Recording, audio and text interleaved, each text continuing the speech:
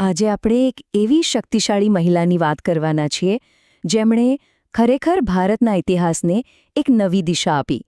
ચાલો સમજીએ સાવિત્રીબાઈ ફૂલેના એક ક્રાંતિકારી જીવન અને કાર્યને, જેમણે શિક્ષણ અને સમાજ સુધારણાનો પાયો નાખ્યો. એમની સૌથી મોટી ઓળખ ભારતની પ્રથમ મહિલા શિક્ષિકા. અને આ કેચેક પદવી નથી, આ તો એ ક્રાંતિની શરૂઆત હતી જેણે એવા સમાજમાં જ્ઞાનના દરવાજા ખોલ્યા જ્યાં સ્ત્રીઓ માટે એ સદંતર બંધ હતા. તો સવાલ એ છે કે આ ક્રાંતિની શરૂઆત થઈ ક્યાંથી? કેવી રીતે? એ કોઈ મોટા આંદોલનથી નહોતી થઈ, પણ એક સામાન્ય ગામમાં જન્મેલી એક અસાધારણ દીકરીથી થઈ હતી.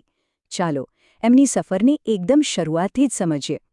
જુઓ, 1831માં મહારાષ્ટ્રના નાયગાંવમાં એમનો જન્મ થયો અને માત્ર 13 વર્ષની નાની ઉંમરે તેમના લગ્ન જ્યોતિરાવ ફૂલે સાથે થયા. પણ અહીંયાથી જ કહાનીમાં એકદમ અલગ વળાંક આવે છે. એ જમાનામાં છોકરીઓનું ભણવાનું બંધ થઈ જતું, પણ સાવિત્રીબાઈનું ભણતર તો લગ્ન પછી શરૂ થયું. વિચાર તો કરો. અને એમના પતિ પાસેથી મળેલું આ શિક્ષણ, એ જ શિક્ષણ એક નાનકડી ચિનગારી બની જેણે આગળ જઈને લાખો લોકોના જીવનમાં જ્ઞાનનો પ્રકાશ ફેલાવ્યો. એમના પતિ જ્યોતિરાવ ફૂલેએ જાતે એમને ભણાવ્યા. આપણે એ સમયની કલ્પના કરવી પડશે. એક એવો સમાજ જ્યાં સ્ત્રીઓ ભણે એ વાતને જ પાપ ગણવામાં આવતું, ત્યાં એક પતિ ખુદ પોતાની પત્નીને ભણાવી રહ્યા હતા. આ કોઈ નાની સૂની વાત નહોતી. આ તો આવનારી એક મોટી ક્રાંતિનો પાયો નંખાઈ રહ્યો હતો. અને હવે આવે છે એમની જિંદગીનો એ સૌથી મોટો, સૌથી નિર્ણાયક વળાંક. એક એવું કામ જેણે ભારતની મહિલાઓના ભવિષ્યને હંમેશા માટે બદલી નાખ્યું. વર્ષ હતું 1848. આ સાલને ઇતિહાસના પાના પર સોનેરી અક્ષરે લખી દેવામાં આવી. કેમ? કારણ કે આ જ વર્ષે પુણેના ભીડેવાડામાં સાવિત્રીબાઈ અને જ્યોતિરાવે ભેગા મળીને ભારતની પહેલી કન્યાશાળાની સ્થાપના કરી. આ એક ક્ષણ હતી જેણે ઇતિહાસ રચી દીધો. પણ સાવિત્રીબાઈ માટે આ તો માત્ર શરૂઆત હતી.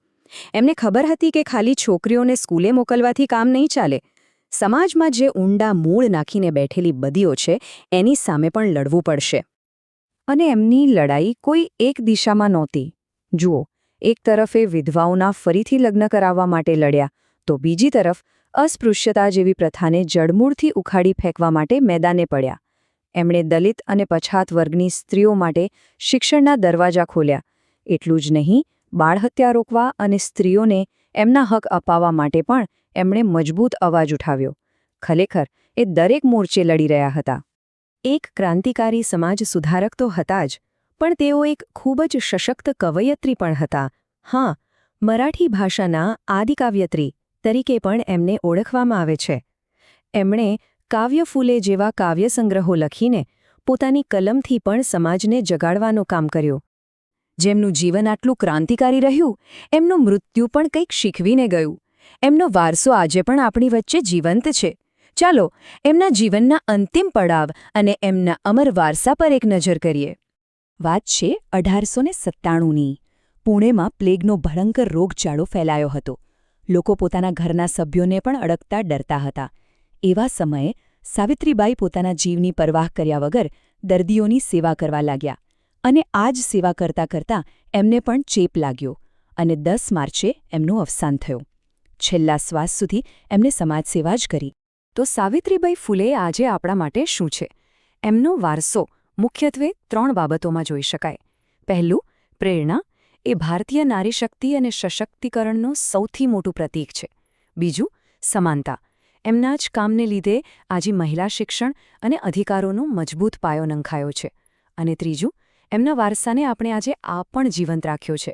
ભારત સરકારે ટપાલ ટિકિટો બહાર પાડી છે અને ઘણી સંસ્થાઓનું નામ એમના નામ પર રાખીને એમને સન્માન આપ્યું છે. અને હવે અંતમાં બસ એક સવાલ. જરા વિચારો, જો સાવિત્રીબાઈ ફૂલે ન હોત તો આજનું ભારત કેવું હોત? આપણા સમાજમાં સ્ત્રીઓનું સ્થાન આજે ક્યાં હોત? આ સવાલ જ એમના કામનું મહત્વ સમજાવી જાય છે.